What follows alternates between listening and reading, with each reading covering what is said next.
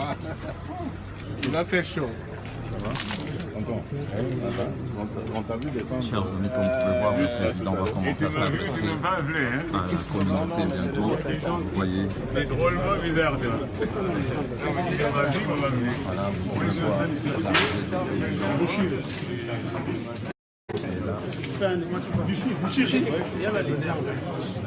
Juste le poids. Déjà, Oui, le père va t'entendre. pas du tout. Ça va? Ça va? Ouais, ça va et vous? T'es bien avec qui? Avec Lynn Massamba. Ah ouais. Avec Lynn, la conseillère.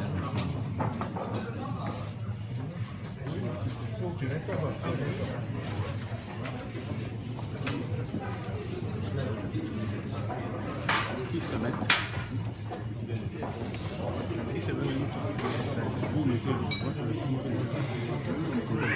Si, il est là. Ah, donc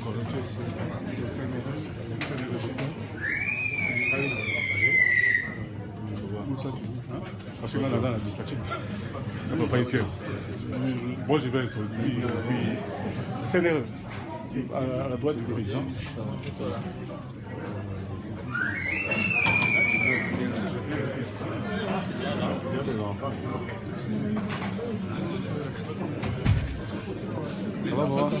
Ça va, moi? Oui, oui, mais ça m'étonne. Oui, c'est bon.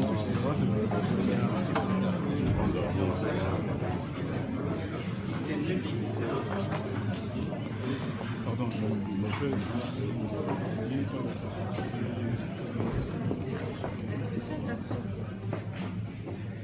Enfant, ça va? Ça va, Boucher, bien? Parce qu'on a ça, les natifs appareils, on a fait son beau tito dans ça. Après.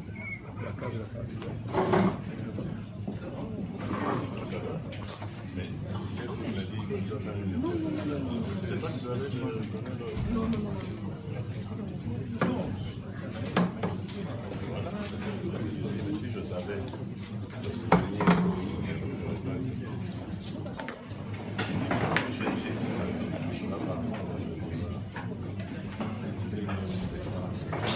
Alors, mesdames et messieurs, comme vous pouvez voir, le président Félix Antoine Tshisekedi Tshilombo vient d'arriver où il va s'adresser à une bonne frange de la communauté ici à Bruxelles. Donc, nous sommes encore dans l'attente pour tout demain. Bienvenue à tous. On s'excuse pour ce retard qui nous a retenus pour des raisons tout à fait indépendantes de notre volonté.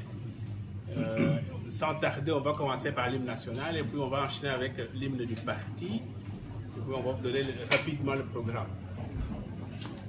L'hymne national. Debout congolais. Debout Congolais, unis par le sort, unis dans l'effort pour l'indépendance.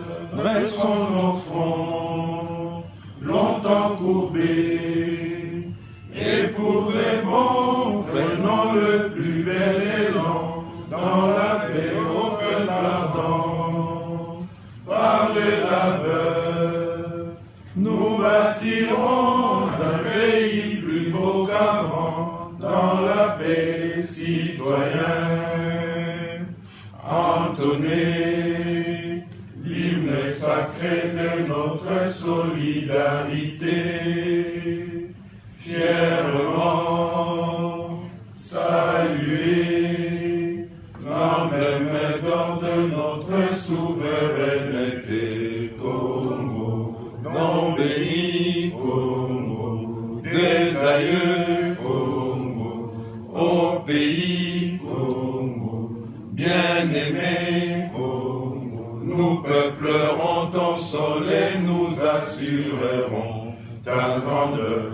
30 juin au doux soleil, 30 juin du 30 juin, jour sacré soit le témoin, jour sacré de l'immortel, serment de liberté que nous léguons à notre peuple.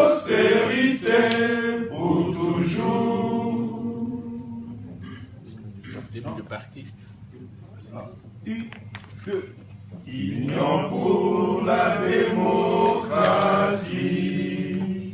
et le progrès social, notre parti du peuple, parti de la majorité.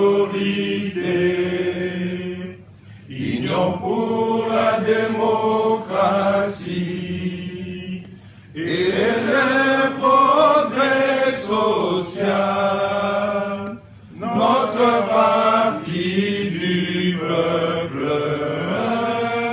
parti de la majorité. UDPS, UDPS, UDPS, UDPS,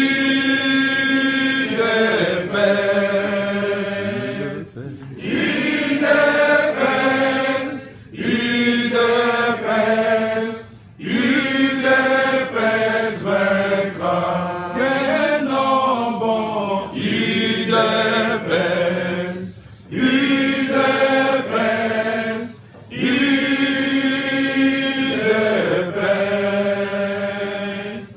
UDPS, UDPS, UDPS vaincra. Debout combattants de l'UDPS, luttons pour la démocratie, la liberté, le pouvoir, sont l'émanation du peuple. Debout combattants de l'UDPS, luttons pour la démocratie, la liberté, le pouvoir, sont l'émanation du peuple. UDPS, UDPS, UDPS, UDPS,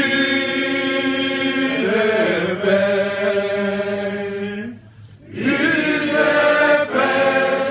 UDPS, UDPS vaincra. Des noms bons, UDPS, UDPS, UDPS,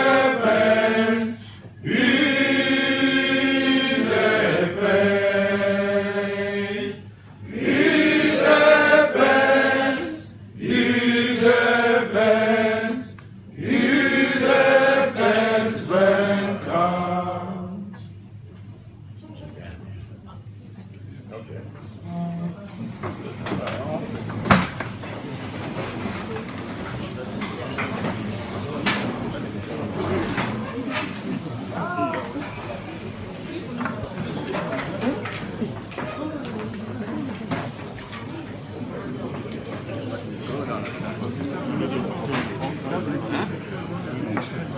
Est-ce que les gens vont attendre au fond là?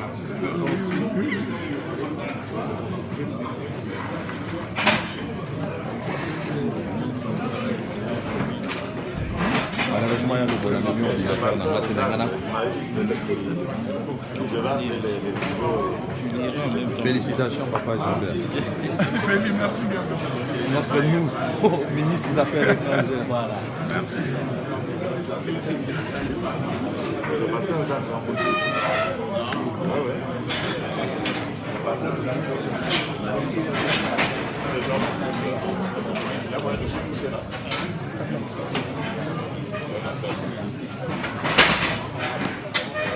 pouvez voir que ça va commencer spécial.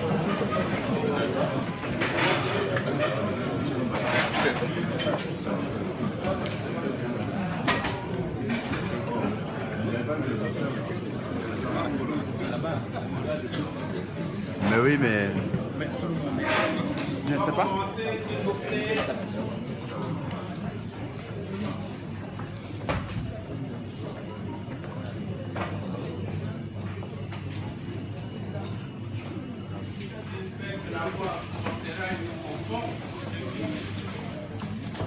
Au fond, je ne sais pas si on m'entend déjà, parce que ma voix elle n'est pas forte. Hein, s'il vous plaît.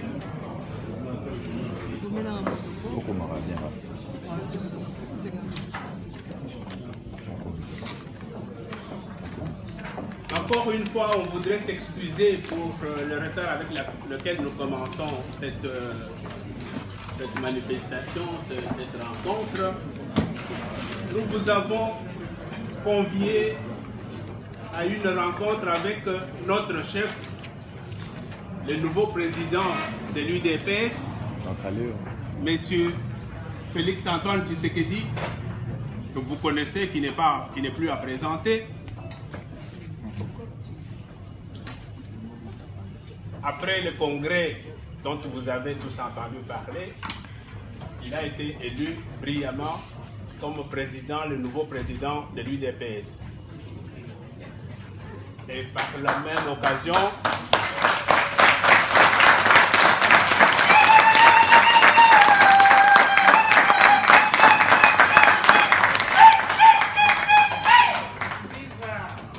dans le même temps, le Congrès l'avait désigné comme le candidat du parti pour l'élection présidentielle à venir.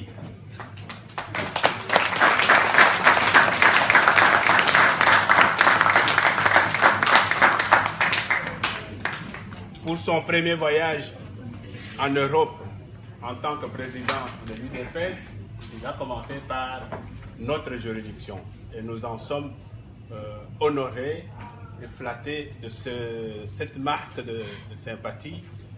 Nous espérons que nous resterons toujours les vedettes de ces futurs voyages.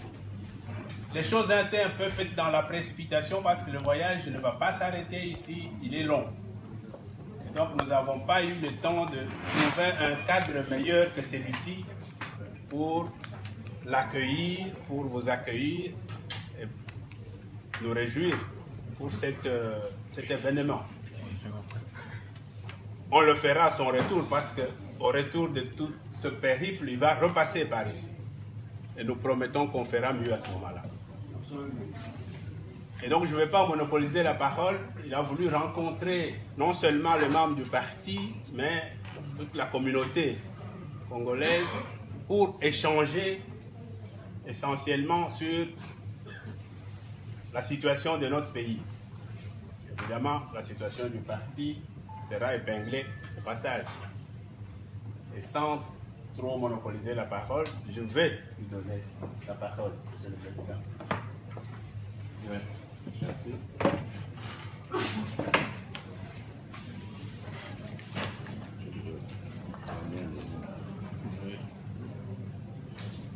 Bien. Ça va, là, on n'a pas de micro. Est-ce que vous m'entendez au fond de la salle? Ça va?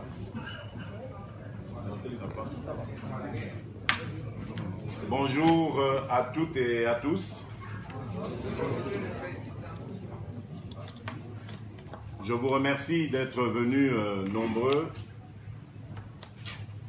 malgré le fait que l'invitation a été assez rapide, donc vous n'avez pas eu beaucoup de temps pour vous retourner. Encore une fois, nos excuses parce que nous étions de l'autre côté de la ville où j'avais des rendez-vous et le temps de tout traverser et d'arriver par ici, ça nous a mis en retard par rapport à l'heure du début de l'activité telle que c'était prévu. Aujourd'hui, je suis venu plus vous écouter vos préoccupations, mais évidemment, je ne vais pas commencer comme ça à vous donner la parole. Je vais un petit peu vous remettre dans le contexte de ce que j'ai dit hier lors du point de presse que j'ai tenu au Press Center de l'Europe, là, sur la rue Froissart, près du rond-point Schumann. Mon propos s'était axé sur 3 points. D'abord, j'ai parlé du parti, de l'État ou de la situation du parti après le Congrès. Ensuite, j'ai parlé du processus électoral et de son de sa situation aussi, son état actuel. Et enfin, j'ai parlé de la crise humanitaire que traverse notre pays, le Congo, et principalement une province qui nous est chère à tous, puisque c'est le Congo. Il s'agit donc de la province du Kasaï, qui vit un véritable drame en ce moment. Et donc au premier point, j'ai rappelé qu'il s'est tenu un congrès extraordinaire et historique du 30 au 31 mars dernier, dont le but était de remplacer ou de choisir celui qui remplacera notre leader emblématique et charismatique, aujourd'hui décédé, Étienne Tshisekedi Wamulumba, pour ne pas le citer, dont la dépouille est encore ici en Belgique, pour des raisons dont on parlera, si vous voulez, après. Et donc, ce congrès historique, ce congrès extraordinaire, a réuni près de 1000 délégués. Des délégués qui sont venus de partout en République démocratique du Congo, preuve que l'UDPS est partout, est représenté en tout cas partout, puisqu'il y a du travail de réimplantation à faire à certains endroits où la dictature avait réussi à éteindre les activités du parti. Mais n'empêche, la fibre est là, l'esprit est là, des représentants sont venus de tous les coins de la République. Et ce congrès n'avait qu'un seul point à l'ordre du jour, c'était l'élection du président. Ensuite, séance tenante, une dynamique s'est développée dans la salle pour aussi statuer sur le problème du candidat du parti aux élections présidentielles. Ce qui fut fait également. Et depuis lors, le travail a commencé, un travail, vous pouvez vous l'imaginer, intense, mais un travail qui n'est pas impossible à donner des résultats. Comme vous le savez, j'avais fait de mon action, je l'avais résumé en 3 points, j'avais fait de cette action mes priorités, et ces priorités s'étalaient, comme j'ai dit, en 3 points. Donc il y avait l'unité du parti, que je trouve absolument essentielle pour pouvoir donner une impulsion, l'impulsion que je veux voir arriver à ce parti. Ensuite, il y avait l'organisation. Une fois qu'on a uni le parti, il faut l'organiser. Et enfin, on l'organise pour conquérir le pouvoir, ce qui est la mission de tout parti politique que l'on crée. Et a fortiori, la mission de l'UDPS, parti qui est né dans un contexte très hostile, pour ceux qui ne le savent pas, qui a évolué dans ce contexte-là, contre vents et marées, avec toutes les difficultés que beaucoup d'anciens que je vois ici connaissent, ont vécu dans leur chair. Et enfin, donc, la conquête du pouvoir, donc, pour relever le pays, le remettre sur les rails, parce que le Congo en a besoin. Le Congo est aujourd'hui au bord du gouffre, mais je sais que nous l'aimons tellement, et c'est d'ailleurs la preuve de votre déplacement. Le Congo qui a besoin évidemment d'un souffle nouveau. Et qui peut, mieux que l'UDPS, donner ce souffle, représenter cet esprit nouveau, parce que l'UDPS, comme vous le savez, n'a jamais été mêlé au sang qui a coulé dans notre pays, au pillage et à la prédation qui ont ruiné finalement ce pays. L'UDPS est un vent nouveau, un esprit nouveau. L'UDPS a des femmes et des hommes en son sein qui sont de grandes compétences, qui ont le même état d'esprit, c'est-à-dire celui d'instaurer un état de droit, celui de venir à la rescousse de nos populations aujourd'hui totalement appauvri, celui de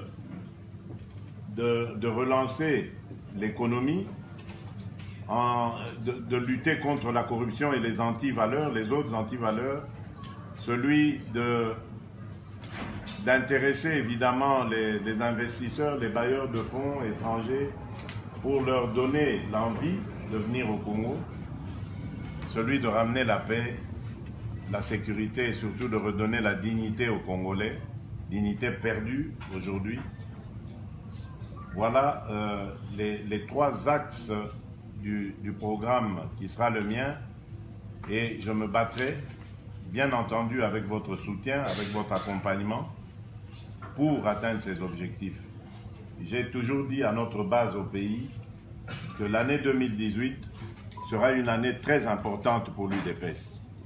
Quel que soit le scénario, qu'il y ait élection ou pas, ça va être une année très importante pour l'UDPS. Voilà pourquoi nous devons nous préparer. C'est pour ça, et je vous expliquerai peut-être dans les développements, que beaucoup de décisions seront prises, beaucoup de principes seront établis, parce qu'il faut se préparer à assumer ce pouvoir. Le pouvoir arrive, il ne faut pas qu'il nous trouve distraits ou désemparés, il faut que nous nous préparions. À ce sujet, il y aura très bientôt un plan, un programme plutôt de gouvernement du parti pour donner à chacune et à chacun d'entre vous une idée de ce que sera le gouvernement UDPS. L'UDPS n'acceptera pas la compromission. L'UDPS n'acceptera pas la trahison. Nous sommes membres de ce parti. Nous avons maintenant plus de 36 ans d'opposition. Nous avons résisté à toutes les dictatures. 2 d'entre elles sont tombées face au combat de l'UDPS. Il en reste une, et je vous garantis qu'elle tombera aussi. Et ce n'est pas pour, lorsque nous accéderons au pouvoir, faire la même chose que ce que nous avons combattu durant 36 ans. Nous sommes un parti de combat, un parti qui a un idéal, et cet idéal, c'était le rêve de ses pères fondateurs. Nous avons la mission de le réaliser, de l'atteindre. Donc voilà ce que je voulais dire au premier point en ce qui concerne l'UDPS. Ensuite, je parlais du processus électoral, et c'est d'ailleurs l'un des objets principaux de ma tournée.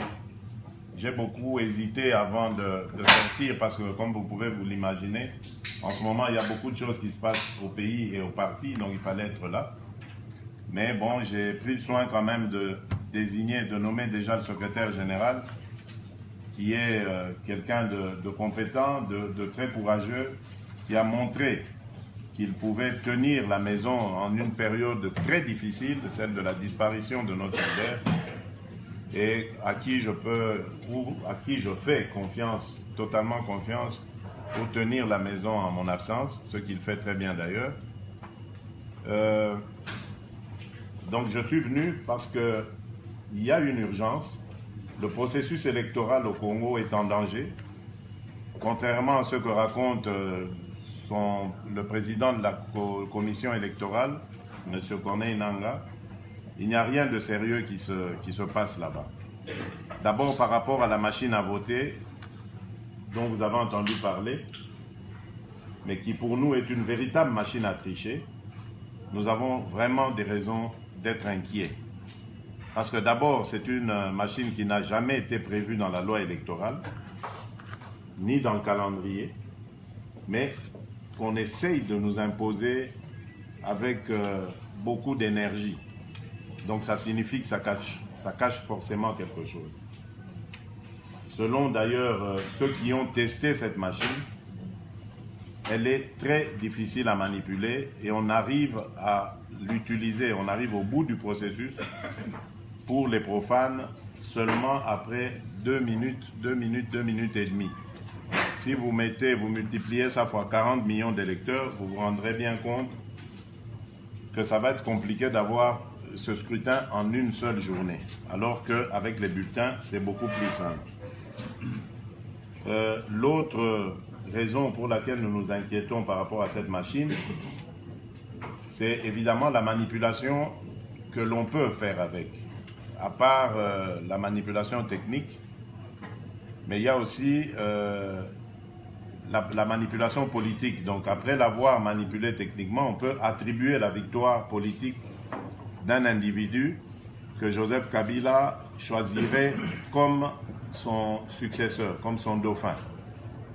Et là, celui-là sera chargé de continuer le programme, la stratégie qu'ils ont de se maintenir, de perpétuer leur règne à la tête du Congo. Là encore, ils comptent sur cette machine pour qu'elle donne une fausse victoire. C'est soit au dauphin, soit dans le contexte que nous craignons ou que nous avons l'impression de vivre ces jours-ci, soit ce sera au niveau de la députation. Donc aux élections législatives, tant nationales que provinciales, ils peuvent s'inventer aussi une majorité suffisamment large qu'elle va demander évidemment de changer la Constitution. Parce que la Constitution, vous le savez, on peut la changer par deux façons, par voie référendaire ou par voie parlementaire. Et donc, si le Parlement a atteint un certain niveau, je crois que ça doit être les 2/3 si je me souviens bien, ils peuvent à ce moment-là changer la Constitution. Et quand vous entendez le débat qu'il y a actuellement sur le vote des Congolais de l'étranger, vous comprenez que le but de ce débat, en fait, c'est de décaler les élections présidentielles des deux autres élections, qui pourtant ont été décidées par eux-mêmes, parce que j'étais aux discussions de la CENCO. À l'époque, ils ne voulaient pas qu'on scinde les séquences. Ils voulaient que toutes les 3 séquences, donc la présidentielle et les 2 législatives, nationales et provinciales, se déroulent le même jour. Mais là, maintenant, ils sont dans une stratégie pour essayer de les scinder, en retardant, en menant ce débat sur la nécessité du vote des Congolais à l'étranger, les Congolais de l'étranger. Ainsi, on va pouvoir scinder, parce que le temps d'enrôler ses compatriotes, ou de ne pas les enrôler, en prenant la décision de ne pas les enrôler, tout ça va faire que on va devoir tenir les législatives d'abord avant de passer au présidentiel. Et comme ça, s'ils se sont inventés cette majorité dans les assemblées provinciales, enfin surtout Sénat et Parlement, à ce moment-là, ils vont réussir à changer la Constitution et permettre à Joseph Kabila de revenir comme un nouveau candidat pour repartir de nouveau dans une course électorale. Donc il y a le problème de la machine qui est essentiel pour nous. Il n'est pas question que celle-ci passe. Nous devons absolument tout faire pour lui barrer la route. L'autre problème, l'autre retard dans ce processus électoral, c'est le fichier lui-même. Vous avez entendu parler du nettoyage du fichier, mais un nettoyage qui s'est fait à l'abri des regards. Après ce que nous savons des manœuvres de Corneille Nangaa, nous ne pouvons absolument pas lui faire confiance. Depuis lors, nous demandons un autre audit du même fichier, que nous n'avons toujours pas obtenu. Et les experts de la francophonie sont arrivés à Kinshasa, nous les avons rencontrés. Et ils sont arrivés, figurez-vous, au moment où, au niveau des 2 chambres, ils avaient adopté la loi sur la répartition des sièges. Donc ce qui veut dire que quelque part, l'audit du fichier ne sert à rien. Parce que les sièges sont déjà établis, répartis. Et même donc si demain on trouve des failles, par exemple au moins 25% d'erreurs dans ce fichier, ça n'aura aucun impact puisque la loi sur la répartition des sièges a déjà été votée. Donc voilà encore le danger que nous courons avec ça, avec ce processus. Et dans les attributions que se sont répartis les membres du bureau de la CENI, celle de la gestion du fichier électoral revient au rapporteur. Et le poste de rapporteur de la CENI, c'est un poste qui revient à l'UDPS. Il y a malheureusement un rapporteur aujourd'hui qui vient aussi du groupe parlementaire de l'UDPS, mais qui est totalement en porte-à-faux avec ce que nous faisons. Il a totalement dévié, il a disjoncté, il n'est plus du tout en contact avec le parti. Et lorsque nous avons signé l'accord de la Saint-Sylvestre, il était convenu que dans les 8 jours suivant cette signature, on pouvait, pour les partis qui le souhaitaient, changer de délégué. Et depuis, figurez-vous, le mois de janvier 2017, l'année passée, j'allais dire, que le secrétaire général Jean-Marc Kabound avait saisi la CENI d'abord et puis l'Assemblée nationale ensuite pour demander ce changement. Eh bien, ça fait plus d'1 an que nous n'avons toujours pas obtenu ce changement. Vous pouvez donc comprendre la vraie raison, c'est celle de garder cette opacité sur le processus et de disposer du fichier comme ils l'entendent. Et c'est le cas d'ailleurs. Quand vous regardez, vous comparez par exemple les chiffres des électeurs enrôlés dans le Sankourou, par exemple, en 2011, lors des dernières élections de 2011, et les chiffres qu'il y a aujourd'hui, vous avez vraiment l'impression qu'ils n'ont passé leur temps qu'à faire des enfants et à les faire en grand nombre. Parce que ces électeurs sont passés de 100 à 300% d'augmentation. Donc c'est pour vraiment vous dire qu'ils ont été champions dans la fabrication d'enfants et que même ils les ont fait grandir très vite jusqu'à ce qu'ils atteignent même l'âge de la majorité en 7 ans. Donc ils sont vraiment forts au Sankourou. Je vois un ressortissant là. Tu nous donneras le secret, Emmanuel. Donc en fait, c'est arrivé comme ça dans plusieurs patelins. Il n'y a pas que le Sankourou, mais le Sankourou, ça saute tellement aux yeux que ça vaut la peine de le regarder. Donc, vous comprenez maintenant toute cette opacité qui est faite autour du problème du remplacement de notre délégué. Le serveur aussi est un problème parce que nous ne savons même pas où il est. Nous entendons parler souvent d'un franco-libanais qui serait quelque part au Congo, à Kinshasa, et qui serait à la base de tout. La prochaine fois, je vous donnerai même son nom parce qu'on sait que c'est un bonhomme qui est là. Il était déjà là en 2006, depuis 2011. C'est lui qui tire toujours toutes ces ficelles dans l'ombre. C'est lui qui fabrique toujours ces fausses données. Je crois qu'il est temps, comme pour la machine à voter, que nous le dénoncions aussi.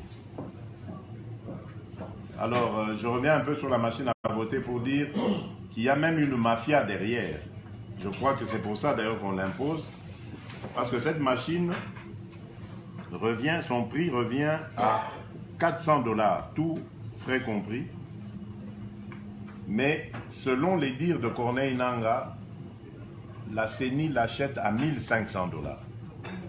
Donc posez-vous la question de savoir que deviennent ou dans quelle poche vont les 1 100 $ de différence qu'il y a et vous comprendrez pourquoi est-ce qu'on est en train de faire tant de bruit, tant de forcing pour garder la machine en branle.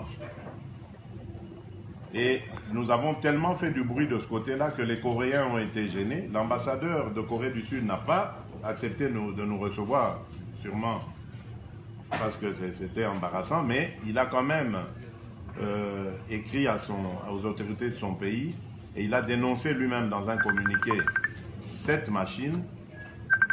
Et depuis lors aussi, dans son pays, l'équivalent de la CENI s'est érigé aussi contre l'utilisation de cette machine. Je crois que c'est pour cela que, selon certaines informations que nous sommes encore en train de vérifier, la licence a été transférée par cette société Mirou. Elle a transféré sa licence en Argentine pour continuer à fabriquer ces machines afin d'honorer le contrat signé avec la RD Congo, avec la CENI. Et ce sont des machines qui vont transiter par le Nigeria, je ne sais pas pourquoi, pour aller au Congo. Mais là encore, nous avons saisi il y a eu des amis de l'opposition qui ont pris contact avec des députés nigérians qui ont promis de dénoncer cela dès qu'ils sont au courant, dès qu'ils le voient, qu'ils remarquent qu'il y a une telle manœuvre. Donc voilà, le processus est vraiment miné, mais ça ne nous décourage pas, parce que si ils ont, après avoir évidemment refusé d'organiser les élections en 2016, puis en 2017, et que maintenant ils en sont à être réduits à essayer de trouver des marges de manœuvre, ça veut dire que l'étau se resserre de plus en plus sur eux. Et que la solution peut être ce processus électoral plutôt, mais à condition évidemment d'en finir avec cette tricherie qui est programmée, à condition de démanteler tout ce système qui est derrière, et c'est à ça que nous travaillons. Donc voilà l'état de la situation. Bien entendu, je reste encore aussi à votre disposition pour ça. Ensuite, pour terminer et vous passer la parole, il y a le problème de la crise humanitaire qui frappe la République démocratique du Congo aujourd'hui, au cœur même de la République, au centre, au Kasaï. Je ne minimise pas toutes les autres crises, absolument pas, parce que dans l'Ituri aussi, il se déroule un drame. Mais là, nous n'avons pas encore d'indication d'ampleur par rapport à ce que nous savons du Kasaï, où là-bas, la famine a atteint les populations et les enfants sont atteints souffrent de malnutrition. Et ça a des conséquences sur la santé. Les populations qui ont dû faire face aux affres de la guerre, de la barbarie, vivent aujourd'hui totalement démunis, en brousse, hors d'atteinte par l'aide internationale, et comble de cruauté, lorsque, il y a quelques semaines, la communauté internationale avait pris la résolution d'organiser une réunion, une conférence internationale pour que des bailleurs, des gens de bonne volonté puissent se réunir et rassembler les moyens d'aider la République démocratique du Congo. Eh bien, le gouvernement a tout simplement séché cette réunion en refusant et en menaçant même les ONG qui accepteraient de canaliser l'aide qui avait été rassemblée, les moyens qui avaient été réunis à cette conférence, les menaçant de sanctions. Donc, ce gouvernement d'incurie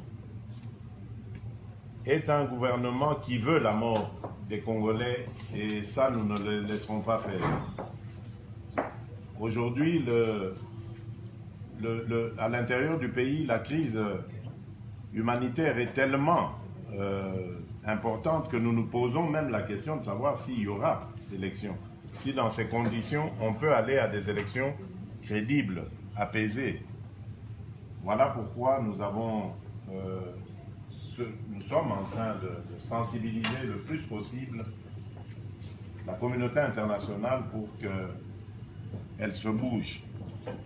Si en même temps elle fait pression pour qu'il y ait des élections, elle doit veiller à ce que ces élections se déroulent dans de bonnes conditions. Et d'ailleurs, la mission qui a été donnée, confiée cette fois-ci à la MONUSCO, c'est celle-là, celle de protéger la population. Donc, pour nous, nous allons vraiment en faire une priorité. Nous ne pouvons pas accepter qu'en Ituri, à Beni, à Butembo, dans le Kasaï, dans le sud du Katanga, des compatriotes soient en danger, soient en train de mourir, pendant que nous pensons à changer les choses à la tête du Congo par des élections. C'est insensé. Ça ne sera pas du tout respecter, en tout cas, ces compatriotes, leur rendre hommage que de faire une chose pareille. Il faut que les Congolais aillent ensemble vers ce scrutin et qu'ils changent les choses, parce que c'est ça l'envie qu'ils ont aujourd'hui. Les Congolais veulent le changement, y compris même dans ce camp du pouvoir qui chante partout que Kabila Azala, qui Kozala, Kozalaou, Azali, tout ça, toutes ces bêtises. C'est de l'hypocrisie tout ça. Ces gens veulent aussi le changement. Beaucoup d'entre eux nous contactent, beaucoup d'entre eux nous encouragent, beaucoup d'entre eux nous donnent même des informations de ce qui se passe à l'intérieur de leur rang. Donc, soyez rassurés, la dynamique du changement est là, elle existe. C'est à nous, simplement, de réussir à la canaliser pour qu'elle devienne réelle et qu'elle apporte effectivement ce changement que nous attendons. Voilà en quelques mots ce que j'avais à vous dire au sujet de mon intervention d'hier, pour ceux qui n'y étaient pas. Je me remets maintenant à vous pour d'éventuelles questions. Je crois que c'est comme ça que ça va se passer, messieurs les organisateurs. Donc, vous avez la parole. Je ne sais pas, l'ordre vous sera donné par notre ami, c'est le représentant ou qui en parle? Moi ou lui? C'est pas le secrétaire national. Bon, vous alors, ce sera le secrétaire national. Non, mais c'est moi qui... Voilà, nous sommes... je vous remercie, donc je suis à votre disposition pour...